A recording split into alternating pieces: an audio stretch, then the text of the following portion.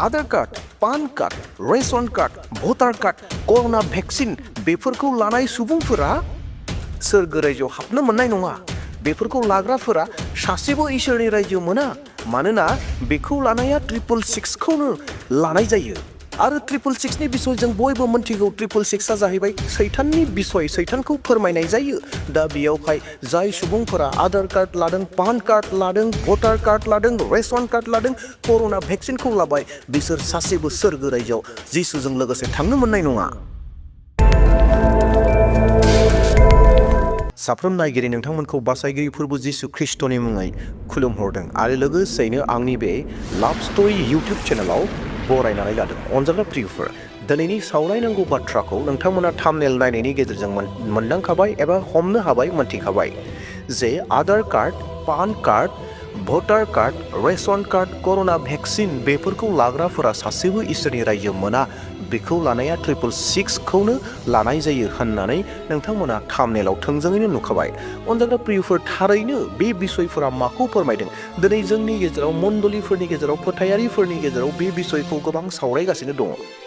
बबेबा मण्डलिफोराव, बबेबा जायगाफोराव बेफोर बाथ्राखौ सावरायदों आरो लोगोसेयैनो गोबां बुंथिगिरिफोरा, गोबां गेदेमाफोरा बेफोर बाथ्राफोरखौ बुंगासिनो दङ जाहैबाय। बेफोर बेसादखौ लाग्राफोरा, बेफोर कार्डखौ लाग्राफोरा सोरगो रायजो हाबनो मोना होननानै गोबाङा बुंदों। आरो बेबायदिनो थारैनो गोसो सोलायनायनि फारिलाइफोरखौबो गोबां दाब दाब जायगाफोराव खालामदों। जायफोरा Aadhaar card, PAN card, voter card, corona vaccine, ration कार्डखौ लानानै दङ, बिथांमोनखौ गोसो सोलायहोदों आरो गोसो सोलायहोनायनि फारिलाइफोर मण्डलियाव खालामनानै निमाहानि प्रग्रामफोर खालामनानै लानाय जादों। दा थारैनो सैथोयैनो जोंनि थाखाय आधार कार्ड लानाया मा जागोन, पान कार्ड लानाया मा जागोन, भटार कार्ड लानाया मा जागोन, रेशन कार्ड लानाया, कर'ना भेक्सिन लानाया जोंनि थाखाय माबाफोर समयसाफोर जामारगोन नामा? थारैनो जोङो सोरगो रायजोआव मोनमारनाय नङा नामा? थारैनो बेखौ लानाया 666खौ दिन्थिनाय जाबाय नामा? जोङो दिनै बे भिडिअनि गेजेरजों रोखायै बुजिनो नाजागोन। हयथ' आंनि बुंनायाबो जे गासैबो जाजोबगोन बे नङा, नाथाय इसोरनि बोसोना जोंखौ मा फोरोंगोन एबा मा फोरोंदों बेखौसो जोङो नायगोन। सोरबा सुबुंनि नङा, सोरबा फोथायारिफोरनि नङा, सोरबा पास्टरनि नङा, सोरबा इउटिउबारनि नङा, नाथाय इसोरनि बोसोना बे बिसयाव मा बुंदों आरो लोगोसेयैनो बेफोर कार्डफोरा माखौ फोरमायो, बेफोर कार्डफोरा मा खामानिनि थाखाय, बेफोर गासै बाथ्राफोरखौ जोङो बे भिडिअनि गेजेरजों नायगोन आरो सलुसनखौ जोङो जोबथायाव नायहैगोन। अनजाग्रा प्रियफोर, जेब्ला जोङो कर'ना भेक्सिनखौ लाबाय जोंनि मोदोमाव, गोबां मानसिफोरा बे बाथ्राखौ बुंबाय। गोबां फोथायारिफ्रा दासिमबो बुंगासिनो दङ जे कर'ना भेक्सिन लायोब्ला एबा लानाया सोरगो रायजो मोना, बे 666नि बे मोदायनिसो होननानै गोबां मानसिफ्रा दासिमबो बुंगासिनो दङ आरो बे मोनसे सावरायनायनि मोनसे टपिक जानानै दङ। दा बाथ्राया जाहैबाय, अनजाग्रा प्रियफोर, जोङो भेक्सिन लानाया बेनो सेथि नङा। जों सुबुं माहारिफोरनि थाखाय भेक्सिन लानांगौ जानाया बे सेथि नङा। जों गोबां भेक्सिनखौ लाबोगासिनो दङ गोदोनिफ्रायनो आरो दासिम लागासिनो दङ आरो हयथ' इयुननि समावबो जोङो लाबावनो गोनां जानो हागौ। मानोना जोंनि बुहुमाव गोबां आलादा आलादा रोखोमनि बेराम महामारिफोरा फैगासिनो दङ। जेरैहाय बाइबेलाव बुंदों जे जों जोबनाय बोथोर फारसे बेफोरबायदि सोमोनांथाव बेरामफोरा नुजागोन, जेरावहाय बिगियानगिरिफ्राबो बेफोरखौ फोसाबनो थाखाय नाजागासिनो दङ, डक्टर बिगियानफोरा फोसाबनो नाजागासिनो दङ, जायनि जाहोनाव गोदान गोदान भेक्सिनफोरखौ दिहुनदों। दा नोंथांमोननो माखासे भेक्सिननि मुंफोरखौ आङो दिन्थिना होनो नागिरदों, जेरावहाय जों गोदोनिफ्रायनो गोबां भेक्सिनफोरखौ लाबोगासिनो दङ। Under India's universal immunization program 12 different vaccines are provided to beneficiaries free of cost through government health system.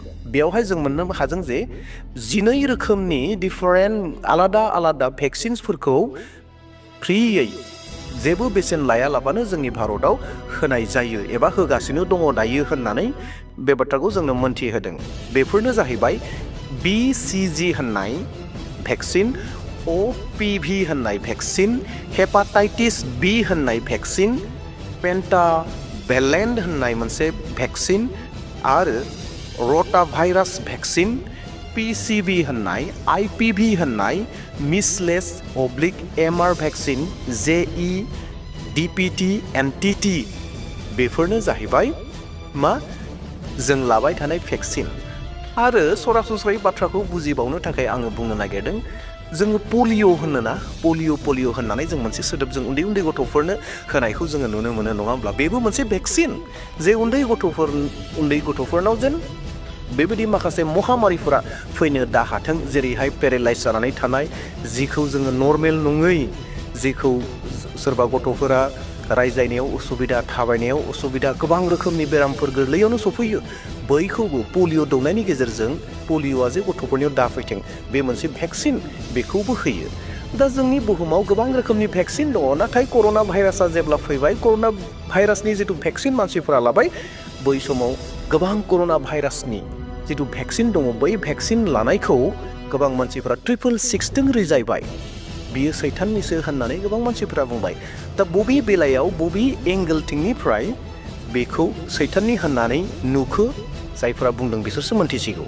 ख्रिस्ट'नि थैजों बायख'जानाय प्रियफोर नोंथांमोननो बै बाइबेल सिरिखौ गोसोखांहोफिननो हास्थायदों जिखौ नुजाहोजानायनि 13 बालाब 16, 17, 18 सिरियाव लिरनानै दोनदों बेखौ नोंथांमोननो गोसोखांहोफिननो हास्थायदों नोंथांमोना लोगोसे गावनोबो देहेन खालामगोन बे जुनारा गेदेर उन्दै धोनि हावरिया गलाम आरो गलाम नङि बयखौबो आगदा आखाइ एबा खाफालाव जुनारनि मोनफा मोनफा हांखो ब्रा ब्रा लाहोबाय अनजाग्रा प्रियफोर इसोरनि बोसोना बेयाव मा बुंदों बै जुनारा गेदेर उन्दै बयखौबो धोनि गोरिब राजा फोरजा जि मानसि जाया मानो बयखौबो मा लाहोदोंनो आगदा आखाइ आरो खाफालाव मोनसे सिन लाहोदों बे सिना जाहैबाय 666 बयखौबो लाहोदों आरो बेखौ सोर दर्शन नुदोंमोन बे जाहैबाय जहना दर्शन नुदोंमोन फैनो गोनां समाव एबा जानो गोनां बोथोराव नै दा फैगासिनो बै समफोराव जानो गोनांखौ जहननो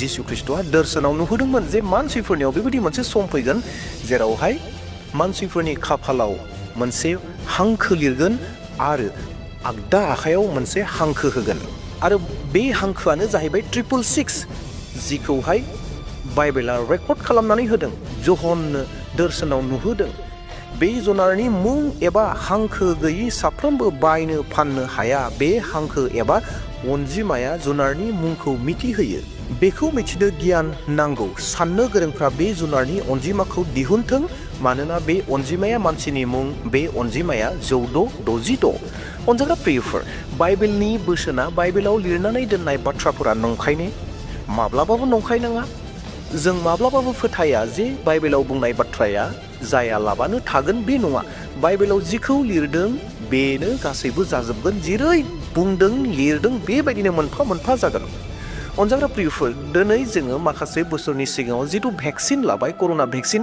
बे कर'ना भेक्सिनखौ जों बहा लाखो सोरबाया आगदा आखायावबो लादों जानांगौ सोरबाया आगसि आखायावबो लादों जानांगौ आं गावनोबो आगसि आखाइजों लादों नाथाय इसोरनि बोसोना मा बुंदों बे मोनसे नाम्बारसो जागोन होननानै बुंखादों नाम्बार 666 नाम्बार जागोन आरो बहा जागोन बियो आगदा आखाइ आरो खाफालाव जागोन होननानै बुंदों आगदा आखायाव होगोन नङाब्ला खाफालाव होगोन बे मोननै जायगायाव होगोन नाथाय कर'ना भेक्सिनखौ मानसिफ्रा बहा लाखो आगसि आखायावसो गोबां होदों 90%आनो आगसि आखायाव जुदि आगसि आखायाव माबा मोनसे जेंना दङब्ला हयथ' आगदा आखायाव सोरखौबा होदोंबो जानो हागौ नाथाय बेखौ होनायाव जोंहा जेबो 666 नाम्बारा फैयाखै आरो लोगोसेनो अनजाग्रा प्रियफोर इसोरनि बोसोना मा स्पष्ट होदों बे नाम्बारा थायाब्ला बायनो फाननो बेपार फालांगि गासै आइडेन्टिटियानो जोबगोन येस आइडेन्टिटियानो नुजानाय नङा जेबो खामानिखौ जों मावनो हाया अनजाग्रा प्रियफोर दिनै गोबां जोंनि फोथायारिफोरनि गेजेराव कर'ना भेक्सिनखौ लायै सुबुंफोर दङ बिथांमोना दिनै फाननो बायनो हादोंनो हायाखै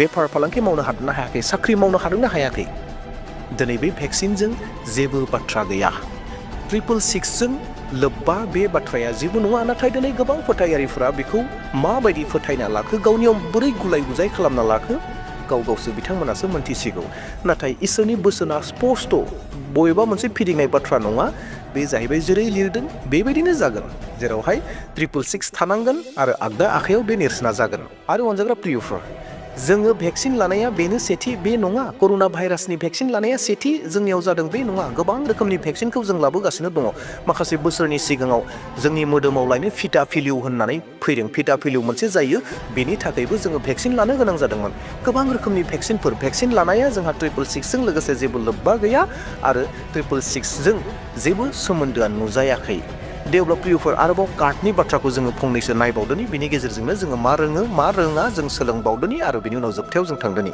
अनजाग्रा प्रियफोर जोंहा केवल आधार कार्डल' दङ बे नङा पान कार्डल' दङ बे नङा, भटार कार्डल' दङ बे नङा, जोंहा गोबां रोखोमनि कार्ड दंबावो। Indian passport, driving licence, arm licence, passport, ration card, birth certificate, education card, गोबां रोखोमनि जोंहा कार्ड्सफोर दङ। नाथाय बेफोर गासै कार्ड्सफोरनि अनगायै बैफोर आइडेन्टिफिकेशननि अनगायैबो जोंनि गेजेराव बयनिख्रुइबो सावरायनायनि मोनसे गेदेर टपिक जाना दङ, बे जाहैबाय आधार कार्ड आरो पान कार्ड। बेफोरखौ लानानै जोंनियाव गोबां सोंलुफोर दङ आरो गोबां सावरायनाय जायो जे आधार कार्ड बाहायनायाबो जोंनि थाखाय गोरोन्थि, जोंनि थाखाय 666निसो जायो, सैताननिसो जायो होननानै जोंनि गेजेराव गोबां गुलाय गुजाय साननायफोर दङ आरो सावरायनायफोर दं।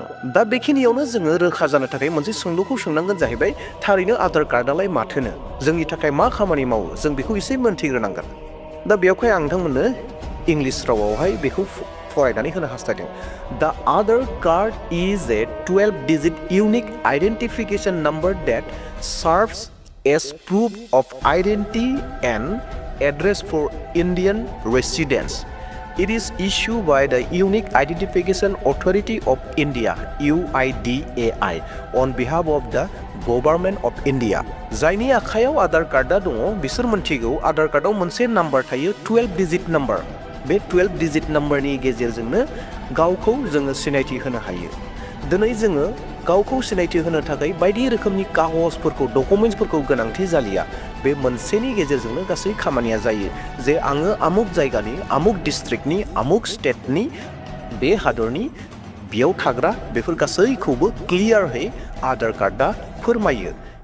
बेखौ सबनिस्रुइ सहज बाथ्रायाव बुजिनोब्ला दिनैनिफ्राय लानानै 10 बोसोर आवगायाव, 10 बोसोर आवगायाव एबा 10 बोसोर नङा 5 बोसोरनि आवगायाव जों जेब्ला मबाइलनि सिम बायोमोन, सिम बायनानै जों लाना फैयोब्ला जोङो सिमनि अफिसाव कल खालामनो गोनां जायोमोन भेरिफिकेशननि थाखाय, आरो बिसोर कल खालामोमोन, बिसोरो सोङोमोन नोंनि मुङा मा मुं, नोङो बबे थारिखआव जोनोम जानाय, बबे बोसोराव जोनोम जानाय, नोम्फानि मुं, बिमानि मुं बायदि गासैखौबो सोंखांनायनि उनाव, डिटेल्स लाखांनायनि उनावसो मा खालामोमोन, सिमखौ एक्टिभ खालामनानै होयोमोन। नाथाय आथिखालाव दायो सिम एक्टिभ खालामनो थाखाय बेबायदि खामानि मावलिया, मानोना आधार कार्डनि गेजेरजों गासै खामानिया जाबाय, जेरावहाय जोंनि आखाइनि रेखाया दङ, मेगननि रेखाया दङ, आरो बेयावहाय एड्रेसा डिटेल्स जानानै थाखायो। बेनि ओंथिया जाहैबाय नोंथाङा जे सासे सिनायथि गोनां मानसि, नोंथांनि गासै डिटेल्सफोरा अरिजिनेल, मोजां, बे बाथ्राखौ फोरमान होनाय जायो। अनजाग्रा प्रियफोर, दा बेनि गेजेरजों जोंनि गेजेराव गुलाय गुजाया जाहैबाय आधार कार्ड लानाया फाब जायोना जाया, आधार कार्ड लानाया 666नि नामा? जोंनियाव बेफोरबायदि गोबां सोंलुफोर दङ। अनजाग्रा प्रियफोर, आधार कार्ड लानायनि गेजेरजों, आधार कार्ड लायैनि गेजेरजों दिनै जिसु ख्रिस्ट'नि होनाय बोसोनजों जोंहा मिलायनो गोनां जागोन, एडजास्ट खालामनो गोनां जागोन।